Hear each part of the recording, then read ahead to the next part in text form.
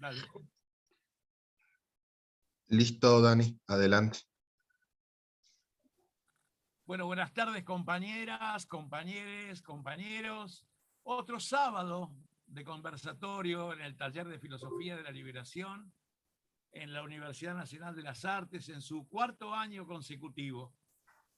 Hoy, a 100 años del nacimiento de uno de los fundadores de la filosofía de la liberación, como fue el maestro Rodolfo Kusch. Así que lo homenajeamos ya mismo con las palabras de Carlos Cullen. Cullen dice: Rodolfo Kusch, filósofo contrabandista, antropólogo furtivo, dramaturgo arrabalero y portiño de origen alemán, exiliado en Maimará. Ahora sí, entonces, compañeros, entramos en el conversatorio de la pedagogía de la desmemoria ayer y hoy. Quedarán 2 especialistas de fuste que tenemos la suerte que ya nos hayan visitado y ya son un clásico, como ha sido Marcelo Balco y la compañera Claudia Gota. Estarán en la coordinación hoy los compañeros Pablo Pérez Ledesma y Enrique Díaz de AFIL Argentina. Así que, Enrique, te doy la palabra. Bien, buenas tardes a todos los presentes. Me toca el día de hoy presentar a un compañero, ¿no? Como Marcelo Balco, psicólogo de la UBA, se encuentra dedicado a la investigación antropológica en relación con el genocidio indígena, especializado en etnoliteratura, profesor titular y fundador de la Cátedra Imaginario Étnico, Memoria y Resistencia, actualmente en la Fundación Universitaria Popular de Escobar en Buenos Aires. Dirigió un proyecto radicado en la Facultad de Filosofía y Letras sobre el imaginario andino. Fue asesor histórico del proyecto Hacia el Bicentenario, Teatro e Historia de la Comedia de la provincia de Buenos Aires entre el año 2008 y 2011. Fue es integrante del Comité Académico del Simposio Latinoamericano de Ciencias Sociales y Humanidades, Educación e Interculturalidad. Es investigador de los proyectos arqueológicos, miembro efectivo del Núcleo de Producción de Conocimiento, Psicología y Pueblos Indígenas de América en la Universidad de São Paulo, ex profesor titular de la UNT, profesor e invitado para dictar seminarios y conferencias en universidades de Latinoamérica, Estados Unidos y Europa. Sus trabajos se han publicado en medios locales y del extranjero, merecieron el auspicio institucional de la Secretaría de Cultura de la Presidencia de la Nación, la Dirección General de Asuntos Culturales, el Ministerio de Relaciones Exteriores, el Ministerio de Cultura de Cava, y ha sido reconocido de interés del Congreso Nacional y de legislaturas provinciales. Autor de 80 textos, entre los que se destacan sus libros Esclavitud y...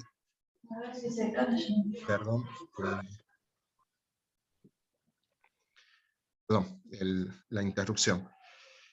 Entre sus obras se destacan Esclavitud y Afrodescendientes, del 2021, Tales y Prontuarios, de 2019, El Malón que no fue, obra del 2018, Pachamama, del mismo año, Belgrano para chicos, del 2017, El descubrimiento de América, del año 2016, Cazadores de Poder, del año 2015, Pedagogía de la Desmemoria, del 2010, y Los Indios Invisibles del Malón de la Paz, del 2007.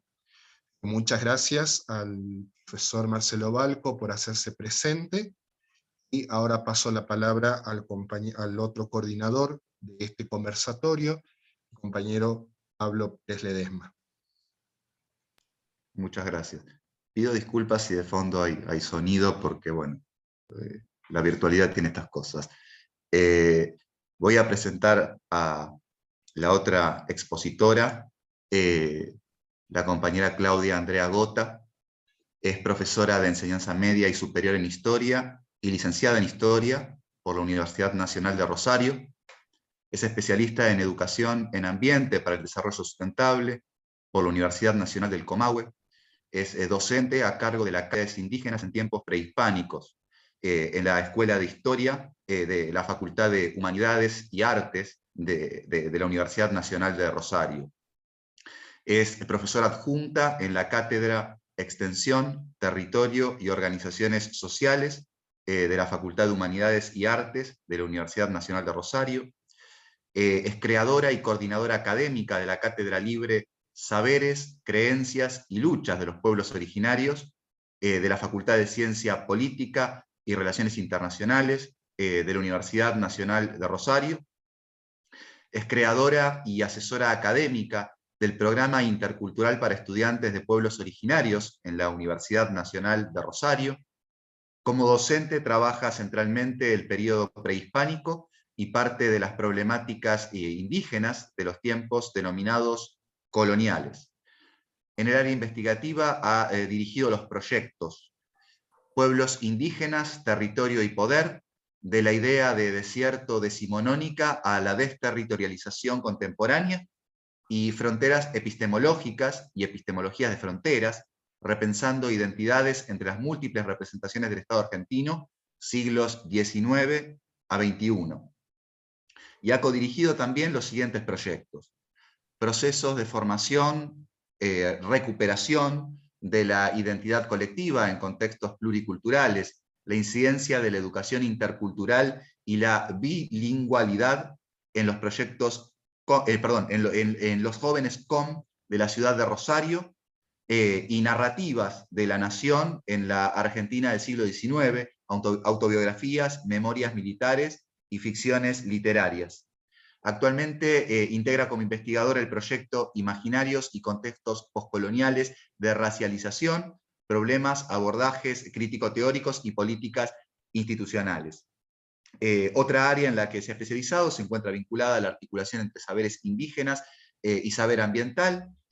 Bueno, en ese marco ha llevado a cabo proyectos de extensión y ha trazado líneas investigativas que centran la recuperación de dichos saberes y la consecuente reflexión pedagógica direccionada a descolonizar el sistema educativo. Como militante por la vigencia de los derechos humanos, actualmente se desempeña como secretaria nacional de Pueblos Originarios de la Asamblea Permanente por los Derechos Humanos, APDH Argentina. Bueno, hasta ahí la presentación. Y bueno, aprovecho para aclarar una cuestión que tiene que ver con las preguntas que les vamos a pedir que las formulen a través del chat. Daniel, te doy la palabra.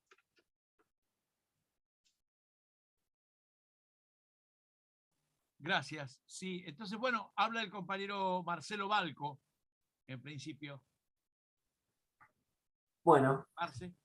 un abrazo a todos los que están y a todos los que lo van a ver esto grabado. El tema pedagogía de la desmemoria, es un tema que a mí me viene perturbando, creo que de toda la vida.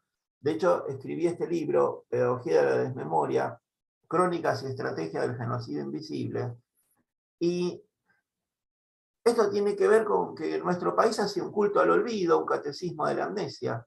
A nosotros justamente nos enseñaron la desmemoria. ¿Y quiénes nos enseñaron la desmemoria? Antes de salir al aire, estábamos hablando acá con los compañeros, por ejemplo, sobre esos popes de bronce que tenemos en las universidades, en las escuelas, en los ministerios, que básicamente son estos sujetos. Este es Bartolomé Mitre, fíjense en esto, es una litografía de época que lo muestran como un vampiro, que le está llenando la cabeza a un militar. Y acá tenemos este otro, Sarmiento, que a nosotros nos vendieron un padre del aula, pero fíjense que acá incluso en el mosquito, gente de aquel momento lo dibuja con orejas de burro. Entonces, todo eso tiene que cambiar. Todo eso tiene que cambiar. ¿Y cómo tiene que cambiar? Sabiendo qué pasó. No hay dos historias, como dice esa linda canción de Lito Nevia, no, hay una sola historia y después hay un relato. Y a nosotros, ese relato de la historia oficial, que como dice Hernández Arregui, es la obra maestra de la oligarquía, es un relato muy convincente. Es un relato muy convincente. Sin embargo, como siempre le decimos, tanto lo explicamos en los libros en forma minuciosa y en las clases a los alumnos en la universidad, las pruebas están. Y las pruebas comienzan con el descubrimiento. Porque hay más mientos que descubres. Hay más mientos. Cuando estos conquistadores llegan a Yucatán, por ejemplo, le preguntan a los originarios de allá, ¿cómo se llama este lugar? Y le dicen, Yucatán. ¿Cómo se llama? Yucatán. Anotá Yucatán. ¿Pero qué quiere decir Yucatán? No te entiendo. Esa gran península mexicana donde tanta gente va a Cancún, se llama No te entiendo. Y los yucatecos se llaman No te entiendos. Ese es uno de los tantos mientos. Y después, fíjense en cómo al agotarse rápidamente el combustible biológico que significaban los indígenas, por ejemplo los taínos del Caribe, Colón en el segundo viaje le pide a un fraile que viene con él en la nave, que se llamaba Ramón Pané, que haga un diccionario de taíno, que entienda sobre la cosmovisión de esta gente. Cuando este Ramón Pané termina el diccionario, no quedaban hablantes de taíno. Miren qué interesante. Yo acá en mi casa tengo el diccionario de taíno, pero no quedaban hablantes, porque no hubo encuentro, no hubo, miren, este es un Villiquen. Acá dice claramente, encuentro de dos mundos. Era como que jugaban a la pelota. Miren, jugaban a la pelota, intercambiaban banderines y había un réfere. Nos han mentido desde todo punto de vista. Y de los taínos solo quedaron vocablos. Por ejemplo, cuando vos vas a una verdulería y le decís, me das una batata es taína. Vas a una plaza y amacás a un nene, amaca es taína. Hamaca, batata, cacique, caribe, iguana, bohío. Son vocablos taínos, pero no quedaron los taínos. Entonces, ¿qué sucedió? Las relaciones económicas de producción habrán temblado, a esta gente le habrá venido un escalofrío por la espalda porque se quedaban sin brazos baratos. Y entonces el sacerdote más bueno de todos, el dominico Bartolomé de las Casas, le propone al emperador, importemos negros, porque los indios tienen cuerpo de cera y se deshacen en los trabajos. Importemos negros. Entonces un genocidio primero provoca un genocidio segundo. No porque el segundo es menos importante, sino porque viene después, a raíz del otro. Por eso importan africanos. Y después pasa el otro problema. Esta gente baja con la Biblia en la mano. Y en la Biblia dice claramente que Noé tuvo 3 hijos, Sem, Cam y Jafet, que poblaron Europa, Asia y África. ¿Y estos que estaban acá, de dónde salieron? ¿Acaso Noé tuvo un hijo bastardo? La Biblia se equivoca. Entonces ahí se empieza a cuestionar la humanidad de los habitantes originarios. ¿Cómo puede ser que 500 años después las mujeres originarias, por el buen vivir en el NOA, están haciendo una lucha libre para que se acabe el chineo? El chineo, ir de chinas, salir a chinear. ¿Qué quiere decir eso? Una cosa muy sencilla. Hoy un periodista me entrevistó y no lo podía creer. El chineo consiste en ir a los caminos y atrapar a alguna joven indígena y violarla, así nomás. Sencillo. Una costumbre arraigada del NOA. Incluso el sustantivo china, la china, que viene del quichua, que es hembra de un animal, se transforma en verbo. Yo chineo, tú chineas, él chinea. Entonces, este tema este tema de la pedagogía de la desmemoria, que a nosotros nos enseñaron el olvido, fíjense, miren este todo el mundo lo conoce, Bernardino Rivadavia. Miren bien, todos ya conocemos ese óleo de Rivadavia, pero Rivadavia, él era mulato. Esta es una litografía de época. Esta la tengo en Esclavitud y Afrodescendientes. Rivadavia era mulato, el primer presidente argentino, que en definitiva sabemos que Bernardino no era un tipo de Mayo. Pero fíjense en qué generoso fue Mayo, que encumbra a un mulato como primer presidente. Pero entonces, ¿qué sucede? Viene Mitre, cuando escribe la historia, y dice, ¡ay, Dios mío! Nuestro primer presidente era un mulato, esto es un bajón. Y entonces, mediante Ayudín, mediante la lavandina, lo lavan, y lo metieron en ese famoso cuaderno Rivadavia, y todo el mundo conoce ese óleo. Fíjense en las cosas que nos negaron. Miren si nosotros hubiéramos sabido de una, que nuestro primer presidente era un mulato. Este país no bajó de los barcos. Muchos bajaron de los barcos, pero muchísimos estaban acá. Y otros fueron traídos en barcos, como la negritud. Y después hubo el mestizaje. Incluso San Martín, en su momento, junto con otros 10 compañeros, presentamos ante la Secretaría de la Presidencia de la Nación exigir que se le haga el ADN mitocondrial a los restos de San Martín, porque su mamá no era Gregoria Matorra, sino una sirvientita guaraní que se llamaba Rosa Guarú. Los invito a todos a leer el libro de Hugo Chumbita, El secreto de Yapeyú, donde está muy claro y sencillamente explicado las pruebas.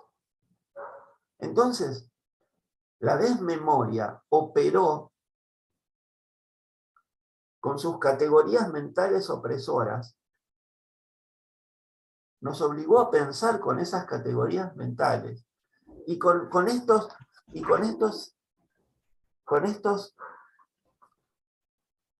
símbolos, ocultando lo que acá sucedió, ocultando el genocidio. Por ejemplo, les voy a mostrar, miren, acá debajo de un vitral de la Catedral de Catamarca, dice claramente, la Virgen con su presencia evita la lucha entre españoles e indios. Y vemos el vitral donde la Virgen está con sus querubines tirando rayos, pero todos los rayos caen a un mismo lugar, caen del lado de los indios que están combatiendo con los españoles. Y el vitral abajo dice, la Virgen con su presencia evita la lucha. Toda la gente que va a esa catedral está viendo algo esquizoide y no lo advierte. Porque una de las mejores formas de esconder algo es mostrarlo.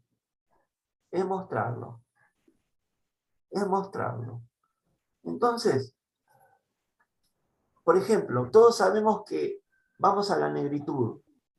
Todos sabemos que en el santoral católico hay una multitud de santos, y todos los santos tienen un atributo que tiene que ver con lo que el santo hizo en vida o con su martirio. Hay un solo santo negro, que es San Martín de Porres. Y ahí ya podemos sospechar cuál es el atributo que tiene el santo negro en la mano. Hay un solo santo negro. ¿Qué tiene el santo negro? Una escoba. Al santo negro le toca la escoba. Y fíjense, este santo negro, que es San Martín de Porres, que le toca la escoba, hay arpas, hay báculos, hay montones de cosas que te pueden tocar, y justo al negro le toca la escoba. A mí a veces me dicen, ay, Valca, usted siempre mirando con 4 ojos. No, yo tengo la culpa de que le pusieron la escoba.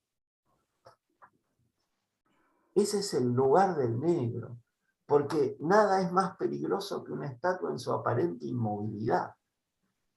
Porque la estatuaria no cesa de decir, derrama sentido, derrama significación. Eso es dialéctica del amo y del esclavo.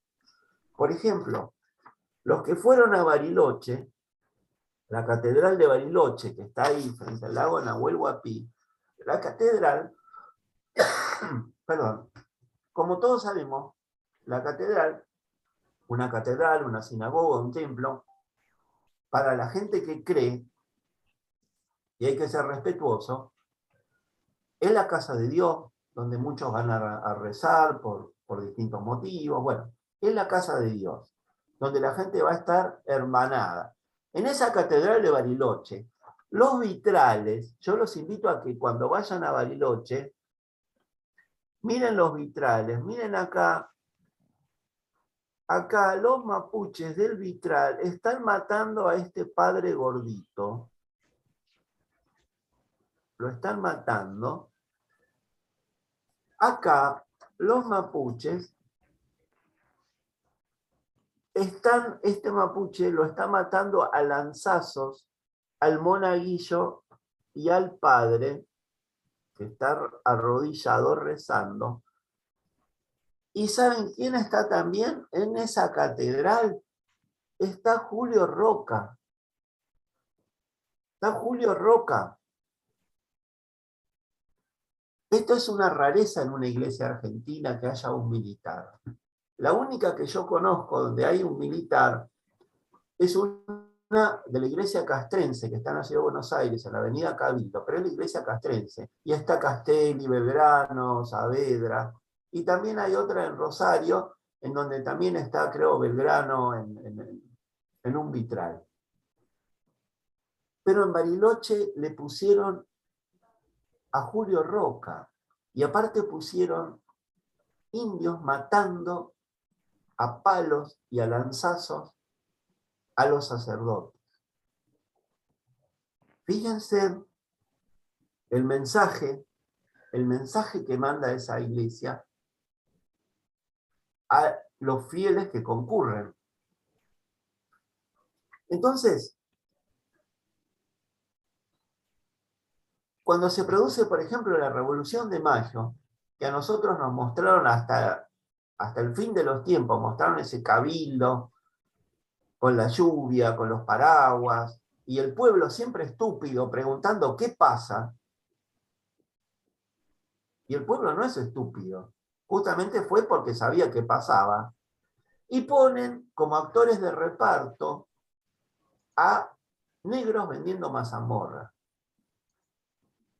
Cuando a nosotros nos explican los orígenes de la Revolución de Mayo, nos hablan de la máscara de Fernando VII, del barco que vino esa semana, pero en ningún momento nos hablan de Haití. En 1804, Haití, negros esclavos desarrapados, sin ayuda de ninguna potencia colonial, derrotan a Francia, derrotan a la Francia napoleónica. Inclusive, en esa derrota francesa va a morir hasta el mariscal Leclerc, que era cuñado de Napoleón. Y los negros esclavos haitianos vencen.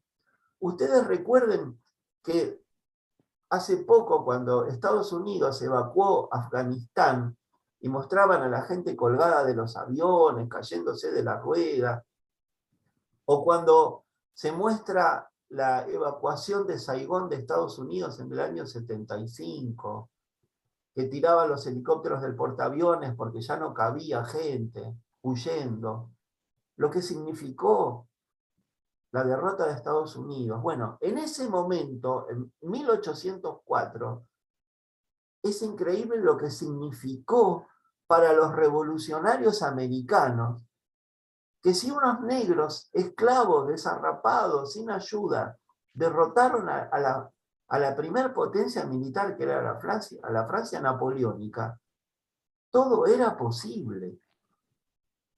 La revolución tiene que ver con los sueños, con soñar.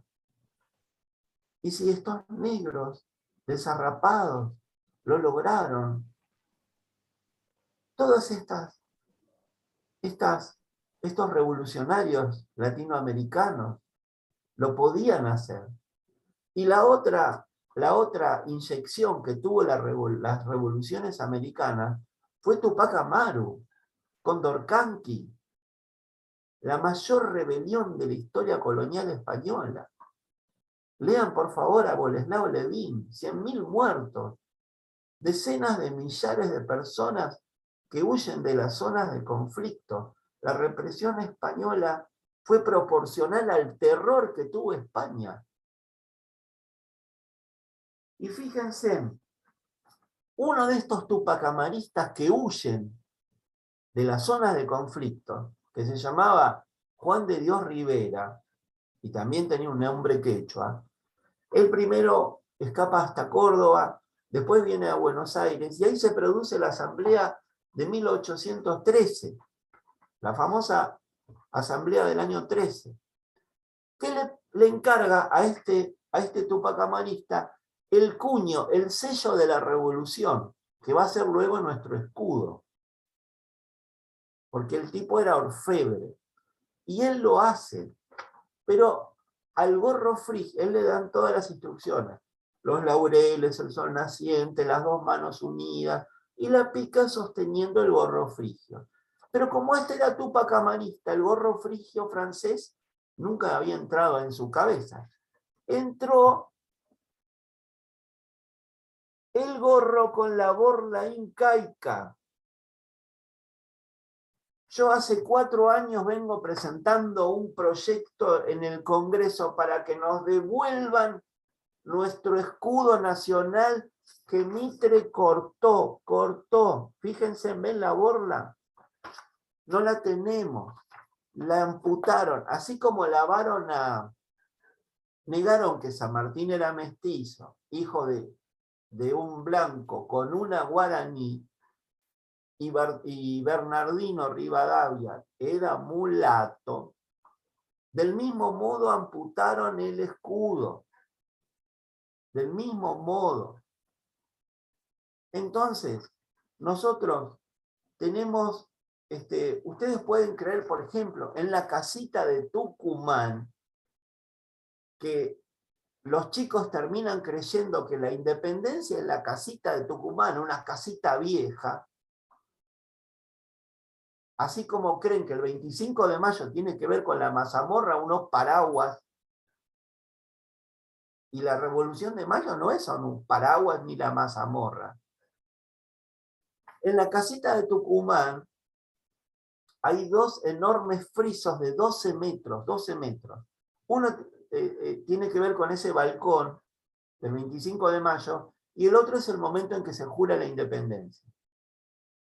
Adivinen quién hizo esos frisos de bronce y que cobró un montón de dinero. Los hizo Lola Mora. Lola era amante de Roca y Roca era mecenas de Lola. Entonces adivinen qué hizo Lola. Lola, búsquenlo después agregó, jurando la independencia, a Julio Roca.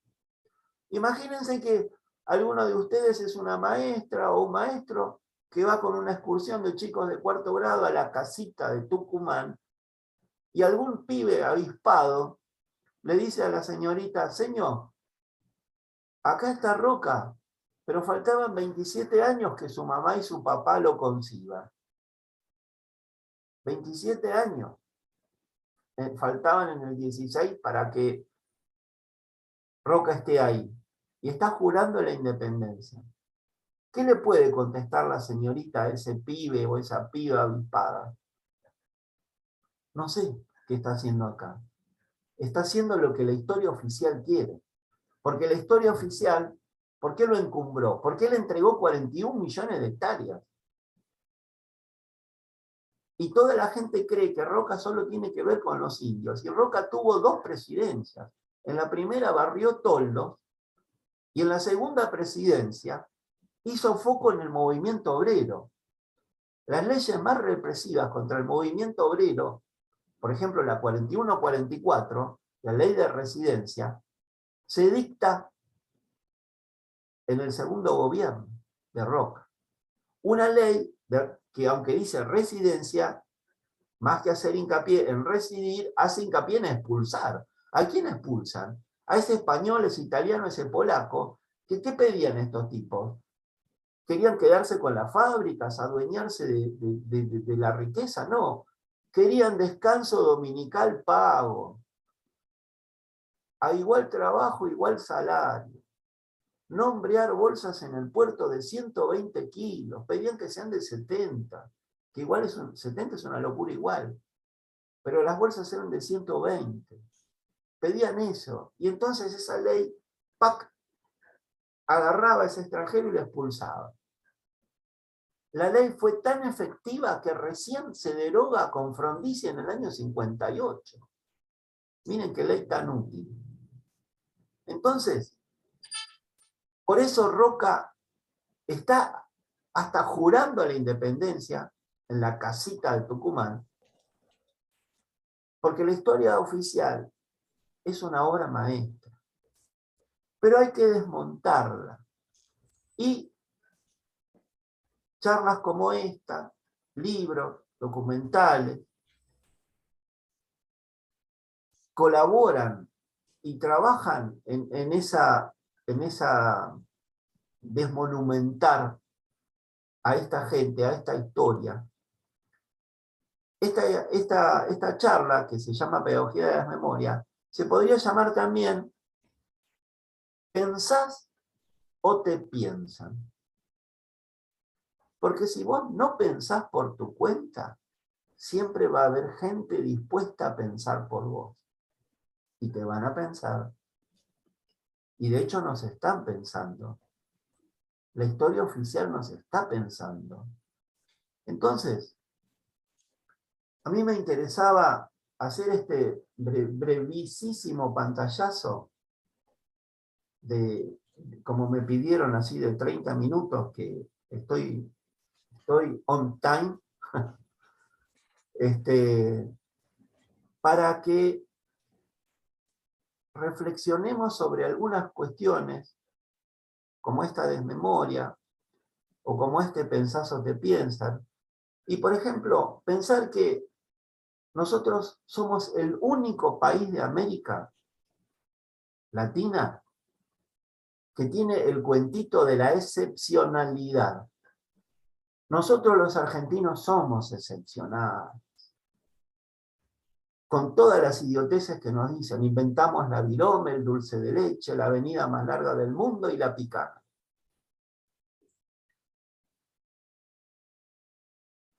No somos excepcionales. No somos un apéndice perdido de Europa acá en medio de la negritud de bolivianos y paraguayos. Nosotros somos sudacas. Si nosotros vamos a Estados Unidos, somos latinos. Si vamos a Europa, somos sudacas. No somos excepcionales. Eso nos hicieron, un imaginario nacional hizo creer eso. Fíjense en que somos el único país también que todos tuvieron y tienen indígenas, pero al único país que se le ocurrió hacer una división, una frontera entre unos y otros, fuimos nosotros con la zanja de Alsina, que es la concretud de la idea de Sarmiento de civilización o barbarie. Esa zanja mágica iba a tener 730 kilómetros. La obra pública más importante del 19, a excepción de los ferrocarriles. Argentina gastó un montón de dinero. Hasta el ingeniero militar que hace la obra, el que la dirige, es un francés. Trajeron a un francés para hacer un pozo. De acá para acá los civilizados y de acá para acá los subhumanos.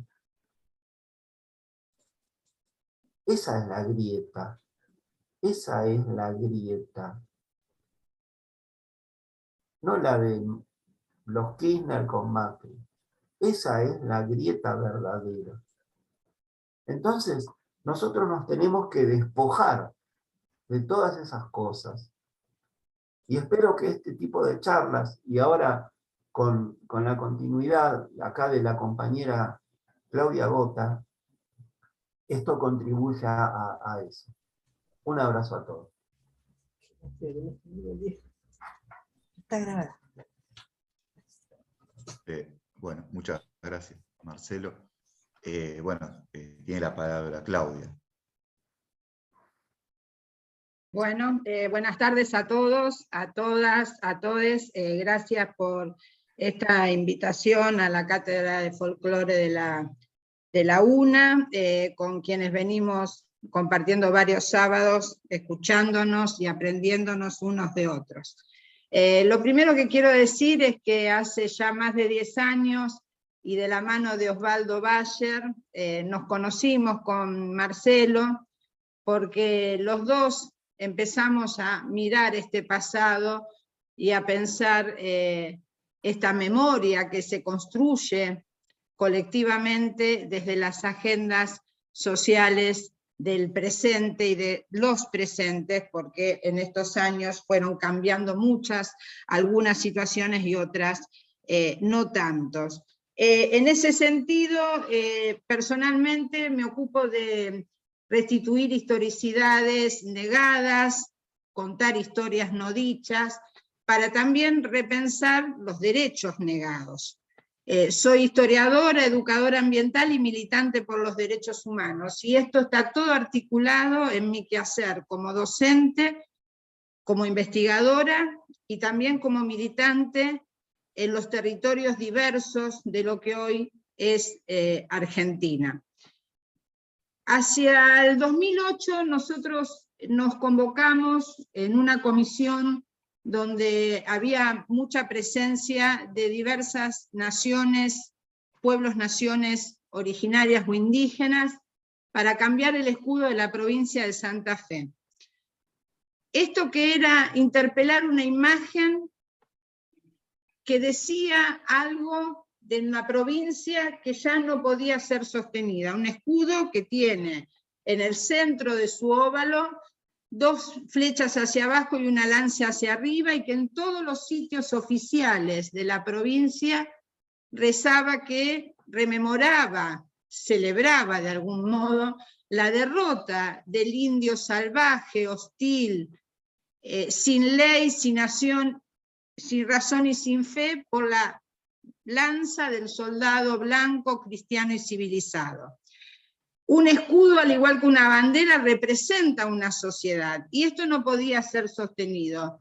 En esa labor conocimos a Osvaldo, presentamos 2 veces el proyecto, hasta el día de hoy el escudo no pudo ser cambiado.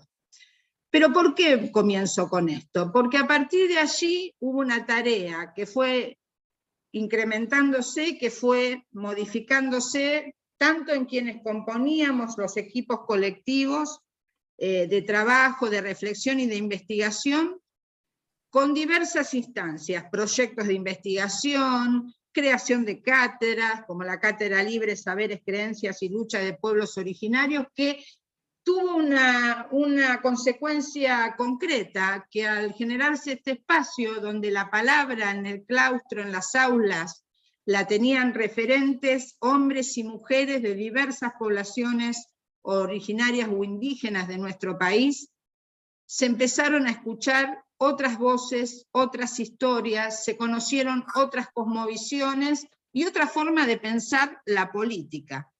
En una facultad como la de Ciencia Política y Relaciones Internacionales, el sujeto histórico negado en esta historia oficial, tal como lo planteaba Marcelo, se convertía en un sujeto que tenía derecho a la palabra y que nos venía a decir y a contar otras historias, otras formas de pensar y de estar siendo en el mundo, y también a conocer que hay otros sujetos políticos que piensan de un modo diferente el hacer política.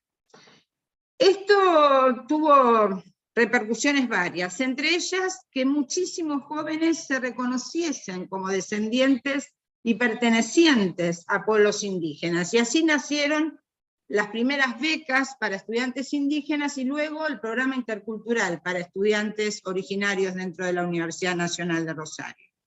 Esto fue una pequeña gran batalla ganada, en esa lucha por la memoria que se construye desde las agendas sociales del presente, y que comenzó a desmontar ese éxito que había sostenido la historia oficial de negar con muchísimo éxito, vuelvo a decir, borrar las diversidades que existieron y existen en el marco de la República Argentina.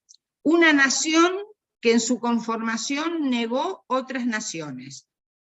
Una nación que negó la negritud de la población afrodescendiente y que negó la persistencia de los pueblos naciones indígenas que aún hoy siguen resistiendo y que plantean otra forma de pensar la historia y el presente en diversos territorios de nuestro país. Esto entonces se une ¿con qué? Con que lo que está planteando Marcelo no solamente es posible y necesario, sino urgente. Pensar otra historia, recuperar y desmontar esa historia oficial para buscar estas memorias otras, es tarea urgente en el presente. Porque solo así podremos repensarnos y ir delineando las tareas necesarias que nos demanda el hoy. Este hoy donde por diversas cuestiones y fundamentalmente por el avance del neoextractivismo más feroz, se están invadiendo los territorios de las comunidades pertenecientes a esos pueblos-naciones. Y donde, en consonancia y para justificarlo, del mismo modo que se justificó esa construcción de la historia, hay quienes alzan la bandera de la patria y de la defensa de la propiedad privada para justificar ese nuevo despojo. Un despojo que nunca paró, pero que fue sí mutando de ropajes. Ese saqueo inicial que comenzó con el mismo avance de la expansión hispánica en estas latitudes, concretamente para lo que es nuestro país, en las primeras décadas del siglo XVI, nunca se detuvo. Fue cambiando, sí, las modalidades, fue cambiando algunos actores, pero hoy la tenemos con toda virulencia en estas territorialidades. Entonces es hora de que nos pongamos a pensar qué historia debemos enseñar en función de este presente. Y allí entonces aparecen estos vacíos de la memoria, o estos silencios, o estas negaciones, supresiones de la que nos hablaba recién Marcelo.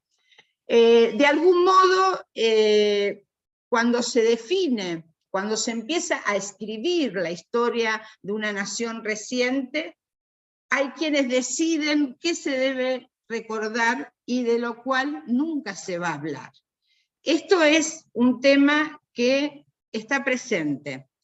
De algún modo pone en claro por qué es peligroso para el poder instituido hablar de determinadas gestas, poder cuestionar e interpelar este blanqueamiento de ciertas figuras y, por supuesto, atribuir historicidad a los sujetos colectivos y también individuales que le ha sido negada.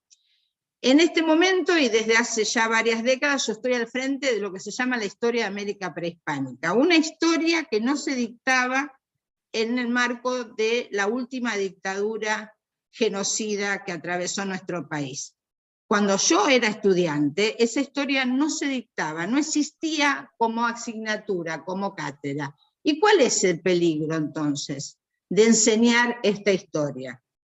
Bueno, en principio poder pensar desde otros lugares, no solamente en función de las lenguas y de esta intraducibilidad o esta traducción equívoca que se hizo, porque bueno, se entendía lo que quería y en los intereses no estaba conocer qué se decía a través de la lengua, de esta diversidad multiétnica, pluriétnica que tenía nuestros territorios, todo el Abya Yala y también lo que hoy es Argentina, implica también pensar otras formas de estar siendo en el mundo con los otros y por supuesto básicamente con la madre naturaleza.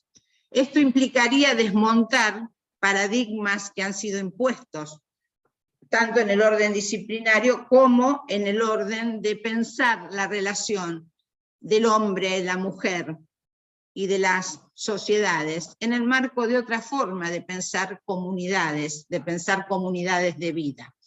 En este sentido, entonces, el olvido no es tal, porque uno solamente olvida lo que alguna vez conoció, y lo que acá prima en esta construcción de una historia ejemplar y necesaria para la oligarquía que se asumió como vencedora y diseñó una historia en función de sus propios intereses, es hoy lo que nosotros tenemos que, de algún modo, poner en claro, interpelar y construir estas otras historias desde este ejercicio de memoria que nos demanda el presente. Entonces, se ha callado y se ha omitido una realidad que ha sido excluida, tanto de la tradición, de lo que se llama la tradición de la argentinidad, como de la propia historia oficial.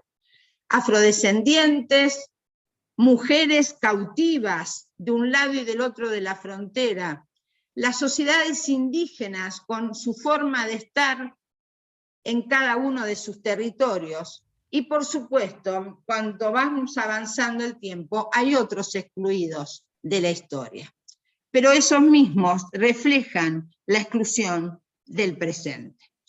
En este sentido, la tarea que está por hacerse es poder poner en claro que hay que repensar la historia no dicha. Una historia que tiene distintas subjetividades y distintos actores colectivos que tienen que tener protagonismo y, por supuesto, su propio pensar, su propio sentir pensar en ese plano. Una vez alguien dijo que hay vacíos de la memoria, historias que nunca van a ser posibles de ser registradas y que tiene de algún modo que ver con ese reflejo de que las naciones jóvenes, como la nuestra, como las mujeres jóvenes y felices, no tienen historia. También han dicho algunos que la esencia de toda nación es eso, es que algunos, quienes la pensaron y la impusieron, hayan pautado qué debía recordarse y qué no. Y por supuesto eso no solamente lo plasmaron con la pluma en las historias fundacionales de la historia oficial, sino también en ciertas imágenes. Por eso son tan valiosos estos trabajos donde Marcelo interpela la estatuaria, las imágenes forjadas en ciertos espacios arquitectónicos, como los propios escudos, el nacional o el provincial, como en el caso nuestro, ¿no? De algún modo, esto que decimos, una imagen vale más que 1000 palabras, está claro en cómo eso condiciona en el mirar esto que a veces no se ve, ¿no? Entonces, no solamente son las palabras, sino también interpelar imágenes que han instituido una forma de pensar el pasado, ese pasado que está plagado de supresiones y de negaciones. Y que por supuesto, si bien el olvido es la otra cara de la memoria, ese olvido no es tan posible de ser detectado porque, vuelvo a decir, uno olvida lo que alguna vez aprendió. Y entonces, ¿qué debemos enseñar? ¿Qué debemos poner en juego en cada encuentro áulico cuando frente a determinado número de jóvenes o de niños trabajamos estas cuestiones? Bueno, justamente esas supresiones que a veces aparecen en forma espasmódica sin sentido, Aquí alguien preguntaba, me quedó colgado lo del negro vendiendo mazamorra. Y sí, porque ante un acto escolar donde es necesario quemar un corcho y pintarle la cara a unos tantos niños para que formen parte de la escena, como parte de esa población afro que estaba presente en esa gesta, como puede ser la gesta de Mayo, ¿y dónde están después esos afros en la historia que se cuenta? ¿O cómo aparecen el indio como problema y no aparece las grandes masas de jóvenes indígenas integrando, junto con también población afro, los ejércitos libertadores? ¿O cómo se niega esta pertenencia a la propia figura del padre de la patria, de una ascendencia indígena que es negada porque necesariamente este mito fundacional del Estado moderno, en la figura de San Martín, encarnada por San Martín, no puede tener ningún vínculo con la indianidad? En ese marco también la revolución haitiana, de la cual nos planteaba recién Marcelo, la primera gran gesta en el escenario de la interpelación a los lazos con la metrópolis, en este caso Francia. Una revolución negada que no se enseña en muchas de las cátedras que hacen alusión a la gesta emancipadora a lo largo de Latinoamérica, justamente como respuesta a lo que Trujillo dijo en una de sus publicaciones: se niega la revolución haitiana porque se sigue pensando, o sosteniendo, mejor dicho, que los negros no podían pensar. Como que no podían realizar una gesta como la que llevaron a cabo y que condenó a Haití hasta el día de hoy. Es un país castigado sistemáticamente y negado, yo creo, por ese pecado original de poder haber instituido una revolución desde sus propias raíces en torno, frente al dominio francés. Mientras que nosotros tenemos otras consonancias en juego en el marco del proceso emancipador. Por otro lado, hoy desde el presente hay una situación que nos demanda desmontar la pertenencia y la necesaria contemplación de los derechos de los pueblos indígenas, de las naciones indígenas en sus territorios, frente al avance de estos que vienen por todo.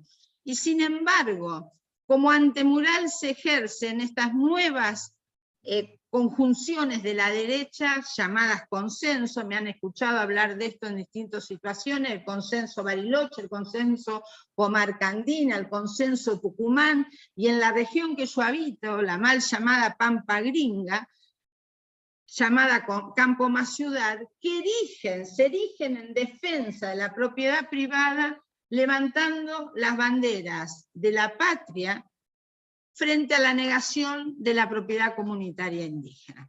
Nosotros tenemos que ser conscientes que la labor de interpelar una historia pensada desde la oligarquía vencedora de finales del siglo XIX no es la historia que se dio en estas latitudes, es la historia que nos contaron. Es una historia con muchísimas veladuras, que tiene sus reflejos en lo peor de nuestro presente. El genocidio del siglo XIX tiene hoy un correlato en el marco de los territorios indígenas, que es un genocidio por goteo. Un genocidio garantizado por, ahora sí, el olvido. Y la no contemplación de los derechos básicos que no son garantizados: el derecho al agua, el derecho a una cultura y una cosmovisión que le son propias, el derecho a una forma de garantizar la autonomía y la soberanía alimentaria, y por supuesto un derecho a una educación que contemple la diversidad lingüística, que no es más ni menos que una diversidad en tanto como se piensa el mundo. Y entonces los genocidios de ayer tanto el fundacional de la nación como el de la última y más sangrienta de nuestras dictaduras, tiene hoy otras muertes. Por nombrar las últimas, en la Los Cuyamen, Santiago Maldonado, en Winculmapu, en Gamascardi, Rafael Nahuel, en la Los Quenquetreu, Elías Garay. Quienes defienden el territorio y ponen el cuerpo al servicio de una autonomía frente a un Estado que sigue negando la diversidad de naciones dentro de su seno. Esto es lo que se nos plantea como urgente. La memoria, decíamos, no es ir al pasado porque sí. La memoria se construye desde las agendas sociales del presente. Y nuestro presente demanda que nos pensemos. Esto que decía Marcelo, que dejemos de permitir que nos digan cómo pensarnos o que nos piensen directamente, sino repensarnos. Repensarnos como un país, como una república, si quieren la palabra, que tiene en su seno una diversidad de naciones que incluso fueron reconocidas hasta por la corona española, en muchísimos tratados que se dieron a lo largo del siglo XVIII y XIX. Sin embargo, a la hora de conformarse la nación argentina, no contempló en su seno a otras naciones. Y este es el costo que hoy tenemos que asumir. Estos hermanos y hermanas que forman con nosotros lo que hoy somos, deben ser reconocidos en la historia, deben tener derecho a la memoria para poder garantizar un presente que haga posible una matria realmente justa, libre y soberana, en tanto sea equitativa en sus derechos para todos. Entonces estas banderas, que fueron las banderas que las madres nos enseñaron a levantar y a luchar por ellas, la memoria, la verdad y la justicia, no solamente son válidas para la lucha por nuestros 30.000 desaparecidos y desaparecidas, sino también por todos, por todas, por todos aquellos que son negados a la hora de pensar en la memoria de lo que somos para pensar lo que fuimos. Muchas gracias.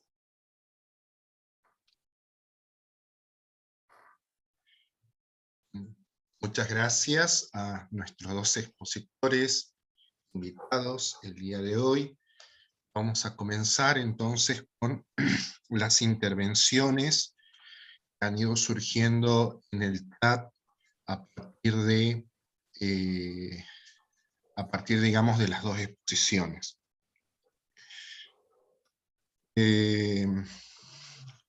Nos encontramos entonces con una primera intervención de la compañera Ana Epis, que menciona lo siguiente: la grieta no pasa por el ser y el no ser.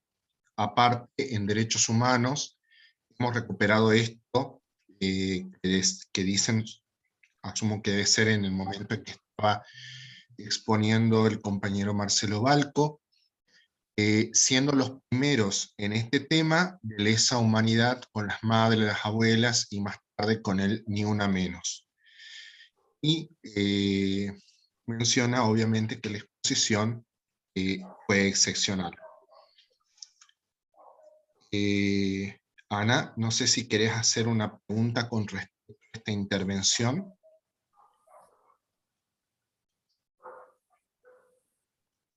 Sí, en realidad era una pregunta sobre el tema que si la grieta no pasa por el ser y el no ser. Era una pregunta, no era una cuestión mía.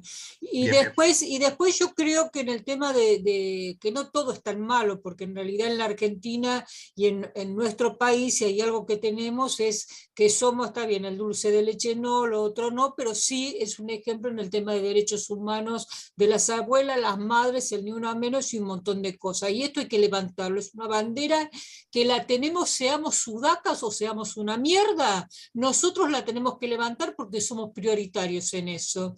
Claudia, excelente exposición, me gustaría algunas poquitas palabras de los que bajamos del barco, porque mi bisabuela era de Polonia, y un poco me siento, o sea, que no todo fue el tema de pueblos originarios, pero bueno, los que bajamos del barco, en el caso de nuestros antepasados, tenemos un agujero muy grande en historia. No porque le demos bola a lo que nos da la derecha, sino porque también tenemos subjetivamente bueno, se forma algo a nivel subjetivo y psicológico también, ¿no? No porque le demos bolilla a Europa, pero sí tenemos que aprender muchísimo sobre el tema de pueblos originarios. Y existimos también los descendientes de los barcos.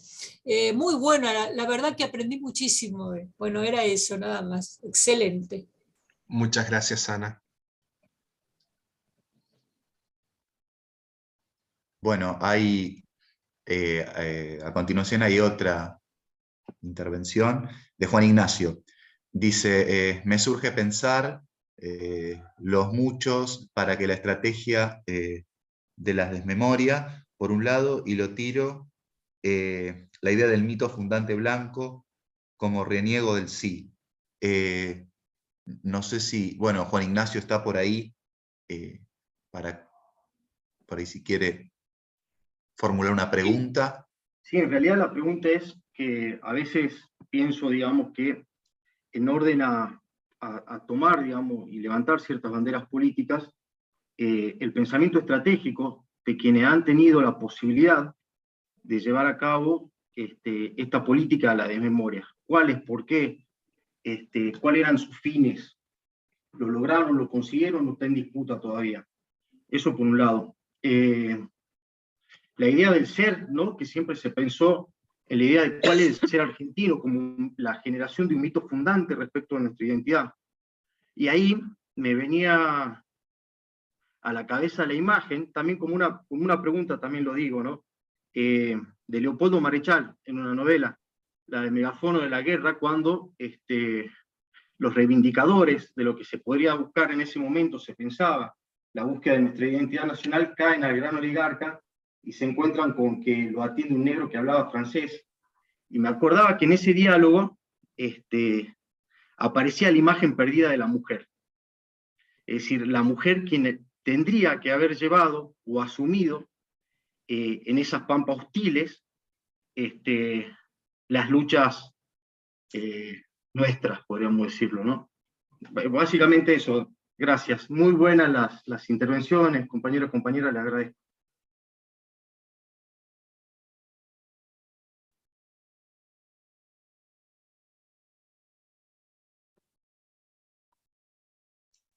Bueno, no sé, Enrique, si seguimos No sé si Claudia o Marcelo quieren hacer alguna intervención con respecto al comentario de Ignacio.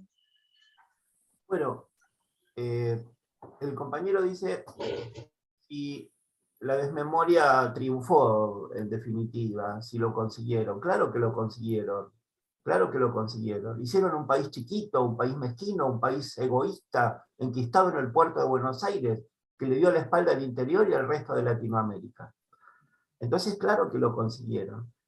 E hicieron y lo consiguieron con la historia, lo consiguieron con estos mitos fundantes, lo consiguieron con estos símbolos. Por ejemplo, claro, el símbolo de Santa Fe, que yo ese escudo lo tengo también muy presente, claro que lo consiguieron. El tema es que nosotros estamos avanzando con distintos medios. Estamos avanzando y yo estoy completamente persuadido de los avances.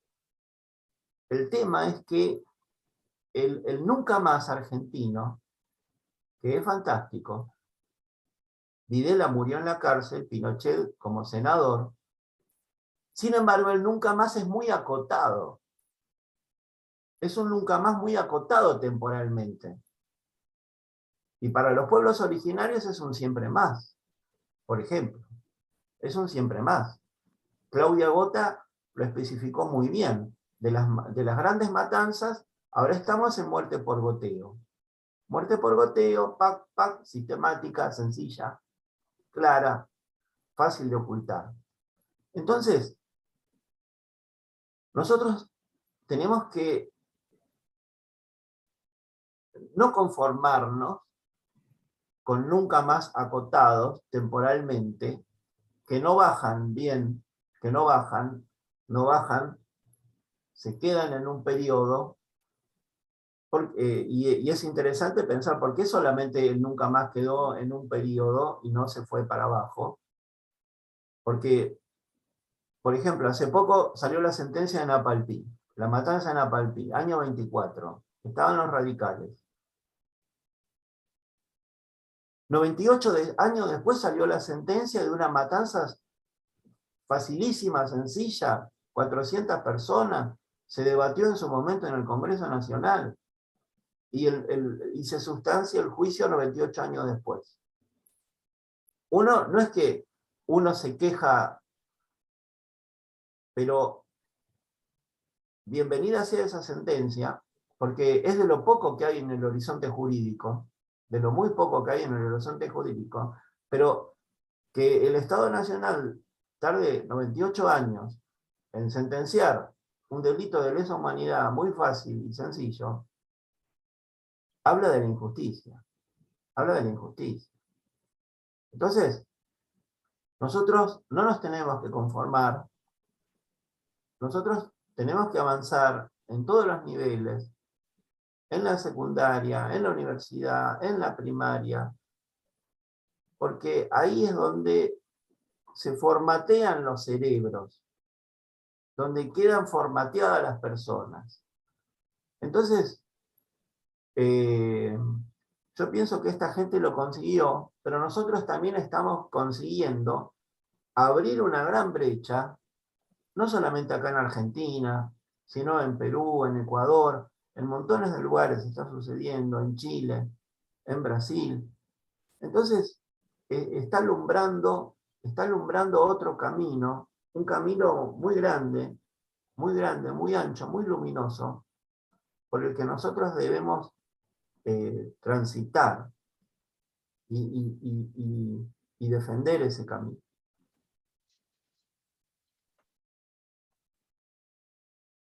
Sí, al respecto yo quería decir que de algún modo lo señalé, que por muchas décadas, y casi podríamos decir por un siglo, esta versión de la historia oficial que negaba en su narrativa la existencia de esto que además llaman minorías raciales o étnicas, o sea, a los afrodescendientes y a la gran diversidad de los pueblos, naciones indígenas, en las últimas décadas se viene revirtiendo. Por supuesto, con mucho esfuerzo y con una voluntad de algunos colectivos y de algunas individualidades que no tienen todavía el correlato más o menos espasmódico, como el caso de Napalpí, en el seno de quienes tienen la decisión política de arbitrar ciertos caminos y ciertas medidas para garantizar que desde el presente no solamente se reconozca esta diversidad que somos, sino que se garanticen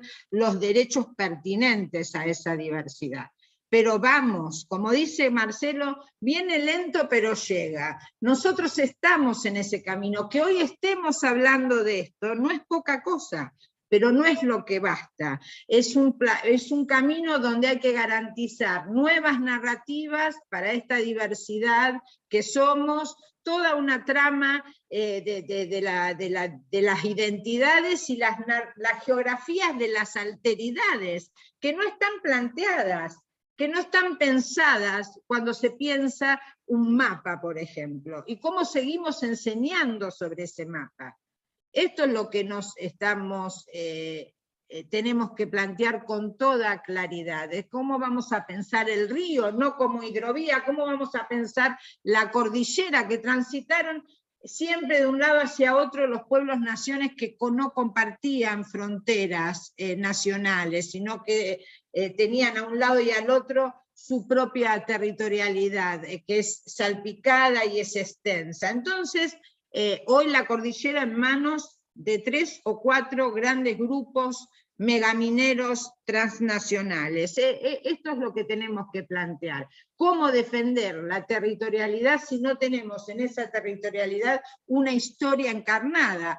Porque la historia, como dijo recién Marcelo, a partir de la creación del virreinato se tornó atlántica, y la historia nacional es la historia porteña. Ni siquiera eso podemos desmontar al día de hoy. ¿Qué sabemos de esas otras territorialidades en la historia? Nada. Y en el presente tampoco.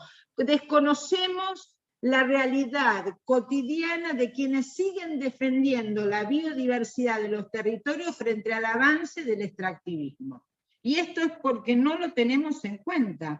No nosotros, sino quienes hablan de esto, quienes además se han autolegitimado como los únicos en poder hablar de esto.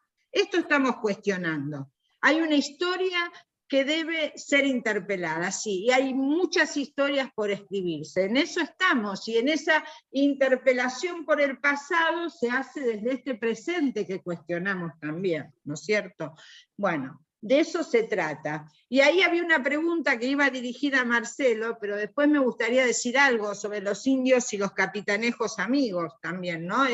Esta construcción de ciertas identidades en la historia. Pero bueno, era para vos, Marcelo, te escucho y después yo cualquier cosa opino. Muchas gracias, Claudia. Sí, justamente la pregunta siguiente es del compañero Alfredo de Mendoza, que refiriéndose a la obra del compañero Marcelo Balco, Pedagogía de la Desmemoria, señalaba justamente esto, ¿no? En esa obra se habla sobre los capitanejos indios amigos. Y la pregunta que hace el compañero Alfredo es, ¿amigos de quién? ¿Amigos de quién? Amigos del poder. Amigos del quien detenta el poder. Por ejemplo, cuando Rosas va a campaña al sur, 1/3 del ejército de Rosas es indio amigo. Cuando Roca va a campaña, 1/6 del ejército es indio amigo. Siempre en la historia hubo, vamos a decir, el indio amigo, el negro amigo. Por ejemplo, en las zonas de Haití, precisamente, y en Guyana, en las zonas inglesas de Guyana, estaba el negro ranger, el negro cazador de negros. En el gueto de Varsovia, los nazis usaron también judíos amigos. Siempre en la historia hubo gente que son condiciones, en condiciones siniestrísimas, en un fin del mundo, porque verdaderamente es un fin del mundo. Imaginemos el que era indio amigo, o el negro ranger, en la zona de Guyana, persiguiendo negros que escapaban a las plantaciones, a los famosos, al famoso palmar. Son momentos de fin del mundo, Entonces, la gente utiliza distintas estrategias para sobrevivir, y los gobiernos, todos los gobiernos, el poder, siempre utiliza a la gente de abajo para perseguir a la gente de abajo. Siempre. Entonces, en ese capítulo trata básicamente sobre eso, sobre la utilización por parte del poder de gente que tiene muy pocas alternativas. Muy pocas alternativas. Inclusive, esos escuadrones de indios amigos que van con Rosas y sobre todo con Roca, no les daban armas de fuego, por ejemplo. Ellos solo tenían chuzas. Porque en el fondo desconfiaban de esa gente. Pero esa gente fue fundamental, por ejemplo, para seguir rastrilladas, para saber dónde estaban las aguadas, para saber cómo pensaban los que estaban escapando, que en definitiva eran sus hermanos. Entonces, uno no puede decir, no, estos eran traidores, o... Estamos en una situación de fin del mundo, y bueno, y las personas utilizan distintas maneras de sobrevivir. Y en esos momentos se utilizaron, como en tantas guerras, lo que se llama carne de cañón. Por ejemplo, Sarmiento, en su famoso libro, Conflictos y Armonía de las Razas en América, tiene la siniestra frase con respecto a la negritud, y dice: felizmente las continuas guerras y epidemias han exterminado casi por completo a la población masculina negra. Dice felizmente. Entonces, los gobiernos siempre utilizaron al pobre para perseguir al pobre, al desvalido para perseguir al desvalido.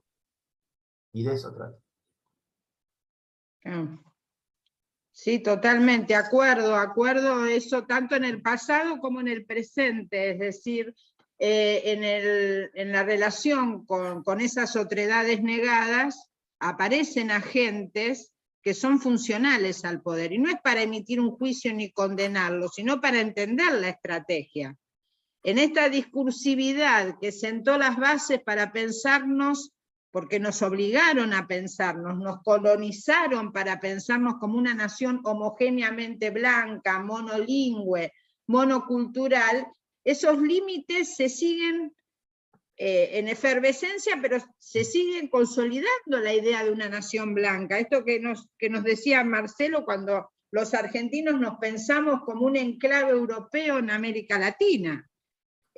¿Cuántos hay que cuando ven a algunas mujeres o hombres con ciertos fenotipos indígenas lo piensan necesariamente como bolivianos, porque no lo pueden pensar como argentinos? Esto es lo que somos, y es producto de esa colonización, ese colonialismo que sigue tan vivo, porque no es un problema de los tiempos coloniales el colonialismo, es un problema en el ámbito de la ideología hegemónica, que además tiene en el plano de la educación un aparato ideológico que le es totalmente funcional. La historia que se enseña es la historia de esa nación deseadamente blanca, es una construcción deseada, que se plasma en esa narrativa que hasta hace pocas décadas, y además, no solamente era hegemónica, sino que era la única. Hoy lo que aparece es esta batalla cultural por otra construcción de la historia y de la memoria, y en eso es lo que estamos. Pero es una construcción y es una batalla por dar, donde tenemos pequeñas, grandes batallas ganadas en las últimas décadas, pero también costos cotidianos de quienes siguen siendo negados. Y esta es la realidad que nos preocupa. Por eso el pasado no está allí solamente por el pasado mismo, sino con esa correlación del presente que siguen sufriendo los negados en la historia, estos que parecen ser los pueblos sin historia y sin memoria, ¿no?, en las construcciones de la nación argentina. De esto estamos hablando, de cómo desmontar esto, que sabemos que existe. Esto es lo importante, esa es la primera gran batalla, de haber dado a luz la negación de toda esta gran diversidad que somos, y desmontar esa idea de una nación blanca. Pero ahora hay que construir esas otras memorias, bueno, como lo está haciendo Marcelo y como lo hacen tantísimos, y tratamos de hacerlo otros en las aulas y en la militancia del presente. Muchas gracias, Claudia. Como hay variadas preguntas todavía del resto de los compañeros, sí les pediríamos a ambos expositores que van a hacer por ahí unas respuestas como bien acotadas para poder llegar a responder todas las preguntas que tenemos en el chat, por la cuestión más que nada con el tiempo. Pablo. Bien. Bueno, la compañera Gloria Mariel Obando, buenas tardes, un saludo desde Guatemala para los dos ponentes. ¿Tienen estimación de cuántas diferentes naciones han sido negadas, digamos, o aún existen, o han sido exterminadas? Bueno, a eso apunta la pregunta, para Marcelo y para Claudia. Bueno, comienzo yo, no recuerdo el nombre de la compañera, no la encuentro en el chat. Gloria, ¿dijiste? Gloria, no, Sí. nuestro país tiene hoy una existencia plurinacional, con mucha militancia de parte de los pueblos, naciones indígenas, por sus derechos. Cotidianamente defienden el derecho al territorio, a la educación intercultural bilingüe y a tantísimos otros derechos en el orden de la salud y de la alimentación, y son más de 36, en algunos casos se piensa cercano a 40 naciones indígenas con sus propios idiomas, y con una gran presencia incluso en algunas organizaciones del campo popular, que tienen una cobertura que va más allá de la cuestión indígena, o sea, en el orden de movimientos campesinos, de organizaciones de lucha popular, que trasciende lo indígena. Pero por supuesto que esto es una efervescencia que hoy está en correlato con todo lo que se viene dando en América Latina desde los 90, y que para mi caso, que soy militante por los derechos humanos y estoy al frente de la Secretaría de Pueblos Originarios de la Asamblea Permanente por los Derechos Humanos, que es un organismo que tiene más de 47 años ya a nivel nacional, es una tarea cotidiana, porque el avance de este gran peligro que, bueno, estamos viviendo en todas las latitudes de lo que llamamos Abya Yala, de las grandes empresas extractivistas, son realmente los verdaderos defensores ambientales y de la biodiversidad que por milenios han protegido en sus territorios. Y hoy los territorios que con los lentes colonizados veíamos como los más pobres, porque nosotros tenemos un colonialismo que nos ha siempre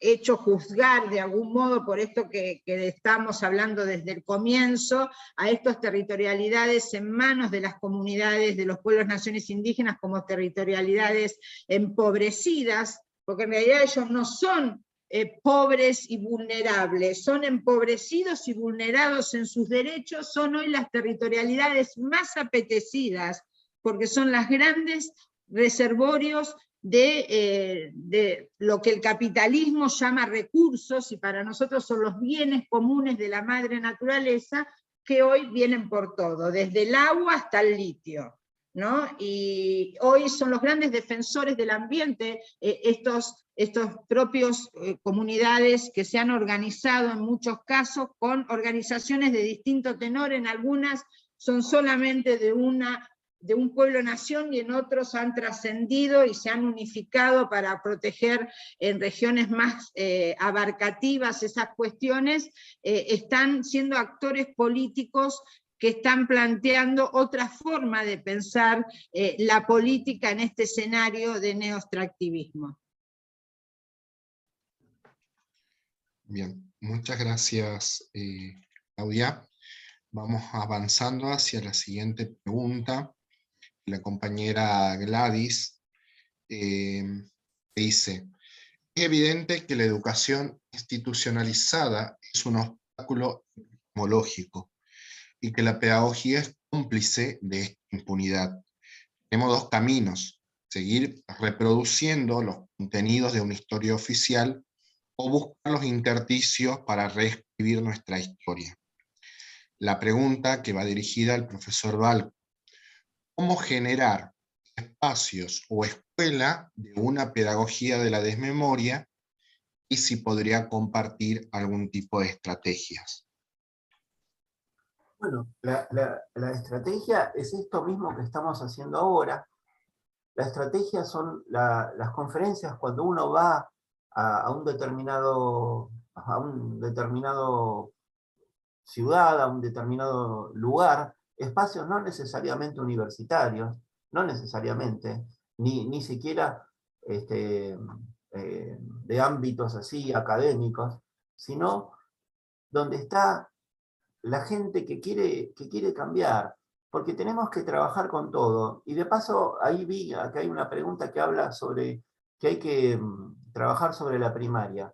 En mi caso, hicimos frente a este Villiquen, a esta revista infantil, para los que son de otro país, una revista infantil argentina, que dice Encuentro de dos mundos, esto. Nosotros hicimos descubrimiento para infantiles, hicimos Belgrano, hicimos Pachamama, hicimos un montón, porque tenemos que apuntar a los chicos chiquitos, a los que están en la secundaria, a los que están en la universidad, y a los que no van a ninguna parte, a los que están en su casa, y de pronto van a alguna de estas charlas, o ven uno de estos videos. Nosotros tenemos que utilizar un lenguaje llano, sencillo. Cuando yo estuve dando clases en la Universidad Popular de Madres de Plaza de Mayo, Universidad Popular en ese entonces, ¿eso qué quiere decir? Que gente que no tenía la secundaria aprobada podía cursar. En un momento, unos señaleros ferroviarios, cuando yo dije, la monografía tiene que ser así, asá, se quedaron últimos, y para que nadie escuche la pregunta, y me dijeron, profesor, ¿qué es una monografía? Nosotros tenemos que apuntar, no de evaluar conocimiento, sino tenemos que utilizar un lenguaje llano. Un lenguaje llano. Otro alumno,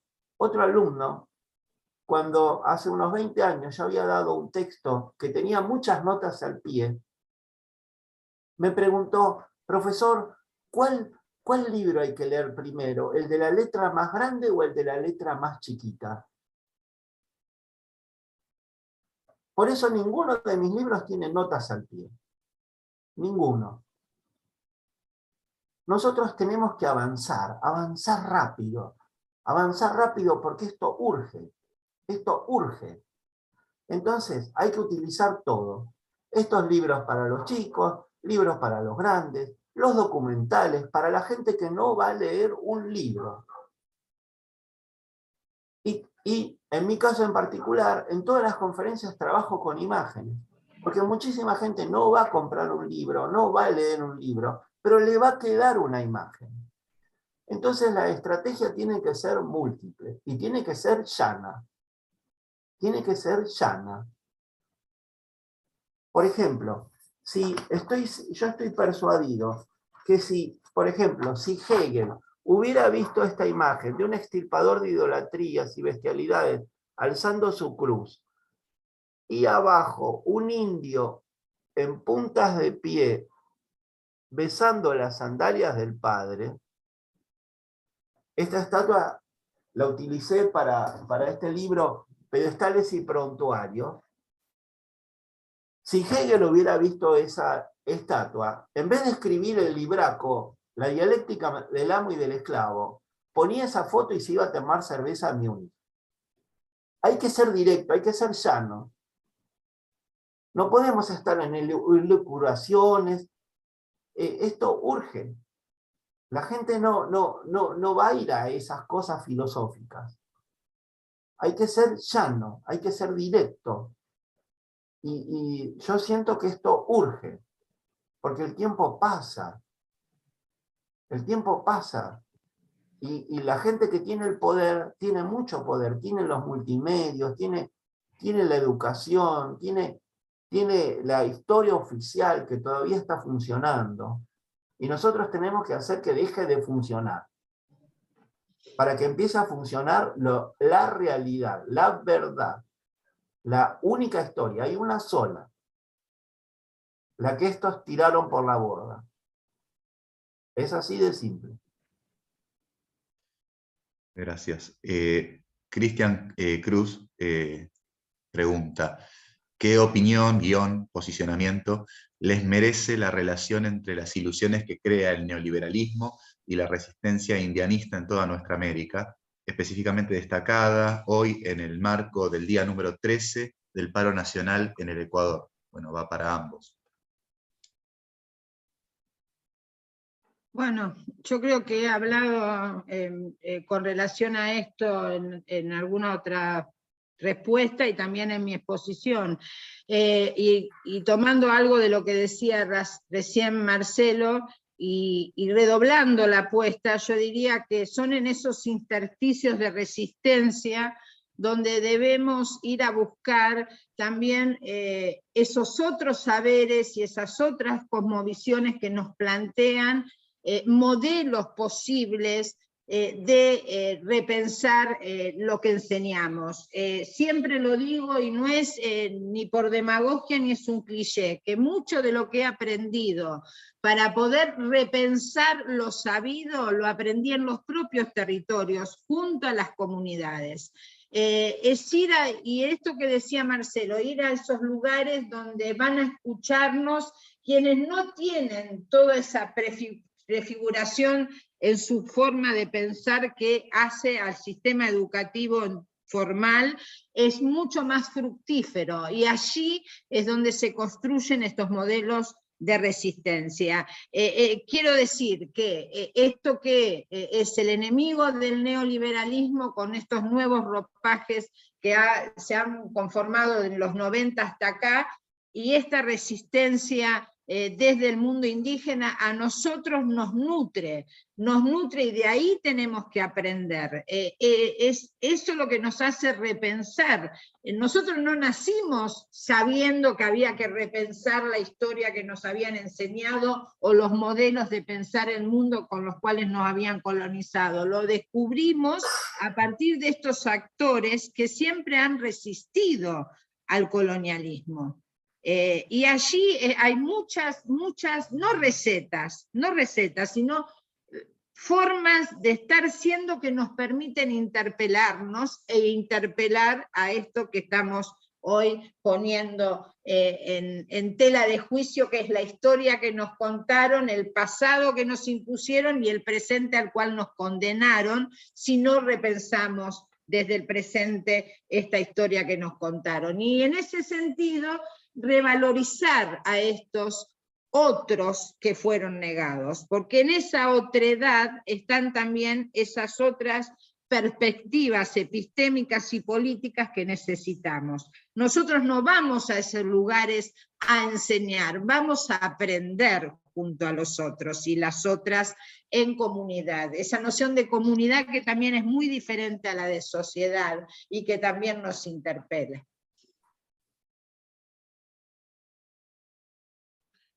Muchas gracias, Claudia. Bueno, seguimos con las preguntas.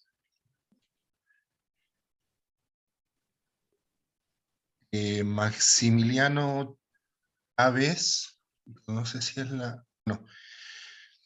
Maximiliano Chávez hace una pregunta: ¿cómo pensarnos que no nos piensen si devenimos de ser conquistados, luego educados bajo un fenómeno llamado educación, y posterior a eso, en mi caso, ser hijo de padres perseguidos, aterrorizados por la dictadura? Bueno, pienso que con lo que tanto Claudia estuvo diciendo y lo que yo estoy tratando de decir, está bastante contestada esa pregunta, que vi también para abajo que una que tiene que ver con el terrorismo simbólico, que hay el terrorismo simbólico se lo combate hablando, verbalizando, porque eso que no se puede decir, lo que no se puede pronunciar, lo que va a quedar ahí sepultado en una persona o en un país, que para el caso es lo mismo, va a producir la misma patología, El terrorismo simbólico, así como usted dice que sus padres fueron perseguidos por la dictadura y queda ese terror, y todos los que pasamos la dictadura sabemos cosas que, sensaciones, que por ejemplo yo tengo una hija de 17 años que ya no tiene esa sensación, no tiene esa sensación. Entonces, ese terrorismo simbólico que se ancla en las personas, que se ancla y que permanece, tiene que ser verbalizado, tiene que ser hablado. Por ejemplo, en la matanza de Rincón Bomba, que es una matanza que se produce durante el peronismo, que fue negada absolutamente, ni siquiera se trató en la Cámara de Diputados, como la del 24 de Napalpí, la del 47, nada, fue invisibilizada por completo, y fue la mayor matanza del siglo XX. Y los sobrevivientes de esa matanza transmitieron el terror simbólico a sus hijos y nietos, que después lo pudieron verbalizar generaciones, porque es un terror que se hereda, el terror se hereda. Esa violencia que a uno no le dolió en el cuerpo, se hereda el dolor, se hereda la violencia a la que uno no fue sometido, porque se hereda ese dolor generacional. Entonces la única forma es hablarlo, y la otra forma es castigar al que perpetró eso. Y si están muertos, porque el tiempo ya pasó, hay que castigarles la memoria. A mí cuando me dicen, ay, Balco, basta con Roca, bueno, ya pasó, qué sé yo, y bueno. No, ningún y bueno. Hay que castigarles la memoria y bajarlos de donde están. Es muy sencillo. Eso soluciona parte del terrorismo simbólico. Esa gente que está en altos pedestales y merece prontuarios. Es simple. No me extiendo más para ser breve, que ya nos estamos acercando a las 8. Bien. Con respecto a Rincón Bomba, también destacar, ¿no?, que Napalpí tuvo mucha trascendencia, pero Rincón Bomba tuvo sentencia antes de Napalpí, es la primera causa con sentencia judicial de primera instancia y confirmada por Cámara, y hoy está en corte. Por ahí no tuvo tanta repercusión como Napalpí. Un dato nada más. Me parece importante. Sí, por supuesto. Y muy importante la labor que llevó a cabo Valeria Mappelman al hacer Octubre Pilagá, que toda la compilación que ella hizo de muchos sobrevivientes que hoy ya no están, es la que propicia que esto siga en curso. Así, muy importante. Gracias, Pablo. Leo una pregunta más. Cristina Ortiz, perdón. Y Juan Chico, que desgraciadamente falleció, un actor importantísimo. Sí, totalmente. Leo la pregunta de Cristina Ortiz. Bueno, la primera está respondida, dice, ¿no les parece prioritario por efectividad empezar por el cambio a nivel primario? La respondió Marcelo. Y la otra dice, ¿qué piensan de la memoria popular, lo no escrito que circula en los pueblos? Respecto a la memoria popular de los pueblos, ¿pueblos se refiere a los pueblos, naciones indígenas, o a los pueblos donde también hay otro sustrato? Me refiero a lo que no es las grandes capitales.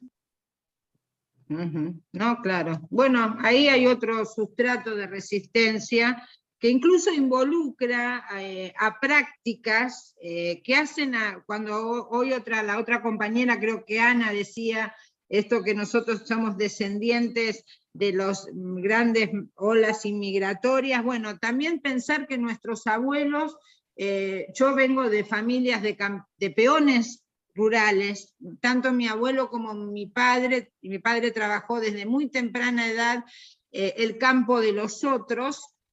También nos legaron otra forma de relacionarnos como comunidad, y de trabajar la tierra y de repensar resistencias colectivas. Y en ese sentido, en el campo de lo popular, que también hay que resemantizarlo, hay otras salidas y hay otras resistencias cotidianas. De todos modos, muchas veces el campo de lo popular queda ensimismado a las organizaciones que también se tornan en hegemónicas y que son en algún modo excluyentes de ese sustrato negado, ¿no? Hace muy poco, el año pasado, cuando se acampó frente al Congreso por meses lo hizo la Organización de Pueblos Indígenas Noroeste Argentino, recibieron en el acampe a distintos referentes partidarios, de creencias religiosas, y también fueron organizaciones sociales del campo popular. En algún momento se les increpó diciendo, bueno, ¿y qué lugar ocupamos dentro de estas organizaciones los pueblos, naciones indígenas organizados? Y no hubo respuesta, porque en realidad en el imaginario de estas organizaciones tampoco hay lugar para estas subjetividades colectivas que han sido negadas, ¿no? Y eso también es un aprendizaje que hay que realizar. Muchas veces quedan veladas por la categoría de campesinado, que las contiene pero no las explica, que no las contiene a todas, y que tampoco muchas veces son fiel reflejo de los planteos que emanan de las propias naciones indígenas. Pero bueno, eso es una construcción también por hacerse. Pero sin lugar a dudas, en estos otros sustratos que hacen a lo que genéricamente se llama el campo popular, hay mucho por repensar. ¿Puedo decir algo? Sí, claro. Sí, me parece que hay mucho. Que en general cuando uno empieza a circular por los pasillos de las instituciones de educación, va perdiendo. Insensiblemente lo va perdiendo. Porque se nos va llenando el chip con otras cosas. Porque me acuerdo yo de chica, se lo he comentado varias veces en los grupos, esto, por ejemplo, Sarmiento, no faltó nunca porque llovía. Y en Mendoza tampoco faltó nunca nadie porque no llovía. O sea, ¿cuál era el mérito? En mi casa de mis padres jamás hubo un paraguas. Era zona desértica, San Juan también. Ahora está modificado, el que ha ido ahora haber visto que llueve, los espejos de agua, no sé. Sarmiento poco podría haber faltado por lluvia porque no llovía, por algo están las acequias, por algo están desde la época de los huarpes. El canal Cacique Guaymallén, o sea, pero una mentira flagrante. El que está ahí lo sabe, porque en la primaria nos daba risa cuando nos decían eso. Si nadie faltaba por lluvia, no llovía. ¿Cómo iba a faltar por lluvia? No te hacía dudar sobre lo que cantábamos, yo, porque el maestro te enseñaba, que yo descreo bastante de la enseñanza, creo más bien que hay que dejar a la creatividad, a la duda, a plantear cosas. Yo no creo que le pueda enseñar mucho a nadie, le tengo que dejar que dude, enseñar a que dude, que piense, porque repetimos pavadas como esa, como que España descubrió América. España no existía como descubrió América. España se estaba constituyendo, decimos así. Yo he sido docente toda la vida, primaria, secundaria, universitaria, y hablo pavada, he hablado pavada. Si estoy diciendo que llegó, que quién lo bancaba a Colón, y era la reina de Castilla y el rey de Aragón, pues España no me la nombra de ningún lado. ¿De dónde saco yo que venía de España? Pero cosas locas. Y además la experiencia en el interior, en los pueblos del interior, no sé si serían originarios o no, pero por ejemplo en La Rioja, a mí lo que me llevó a ver una vez una señora que estuve parada porque se había pinchado una rueda de la camioneta en la que íbamos en una gomería, me dijo, ¿querés ir a ver dónde pusieron la cabeza del Chacho?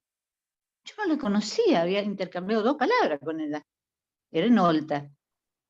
Bueno, pues para ella, para esa persona, el monumento que ella me quería llevar a ver, lo significativo de Olta, era el lugar donde había estado la cabeza del Chacho.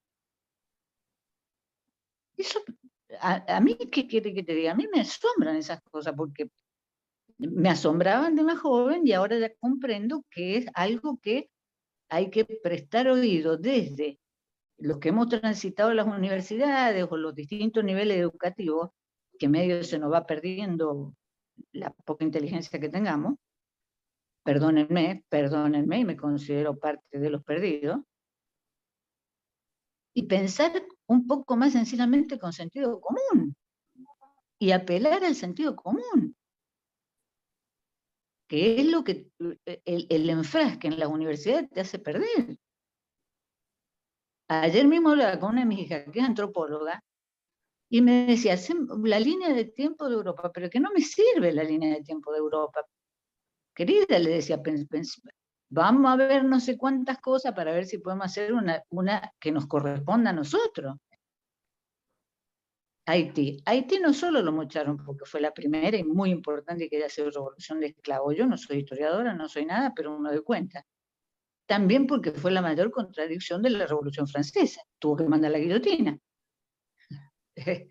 Entonces, yo no puedo explicar por qué eso, pero sí puedo decir, che, ¿por qué no lo pensás? ¿No te parece raro? Pensémoslo, a ver. No acá, ¿no? Pero digo, si me encuentro con otro, yo no puedo enseñar muchas cosas, pero sí le puedo decir, mira, qué raro esto que dicen, che, ¿por qué no lo pensamos? ¿Será, no será? ¿Qué hacemos? Es que de eso se trata, Cristina. Nosotros lo que estamos poniendo en ejercicio es cómo enseñar a repensarnos. No estamos dando una receta ni una única respuesta. Justamente el hecho de poder interpelar la historia, es decir, no existe la verdad ni monolítica esta que nos enseñaron, sino que está todo por repensarse y tiene que repensarse de la diversidad que hoy somos como presente, ¿no? Entonces, es esto de saber lo sabido, de repensar lo no pensado, porque no solamente es repensar, sino pensar lo que nunca se pensó. Y es una tarea por hacerse, ¿no? Estamos lejos, tanto Marcelo y yo, como decir esta es la verdad y esta es la respuesta, sino que estamos pensando entre todos este problema. Gracias, muchas gracias a los dos. No, gracias a vos. Bueno, compañeros, compañeras, compañeres, vamos llegando ya al final de este conversatorio verdaderamente enriquecedor. Ya estamos a 2 minutos de las 20 y aún quedan preguntas por responder y seguramente y seguiríamos dialogando, capaz que estamos 1 hora y media más y todavía nos queda poco. Pero lamentablemente los tiempos son tiranos, tenemos que concluir oficialmente el conversatorio, así que ahora le dejo la palabra a Daniel para el cierre correspondiente. Muchas gracias, compañeros, compañeras. Como decía un viejo maestro de Pehuajó, don Osvaldo Guglielmino, una frase que estuvieron diciendo todo el tiempo, que él planteaba, porque no nos pensamos, nos han pensado. Es decir, que esto está presente desde hace tiempo y desde hace varias generaciones.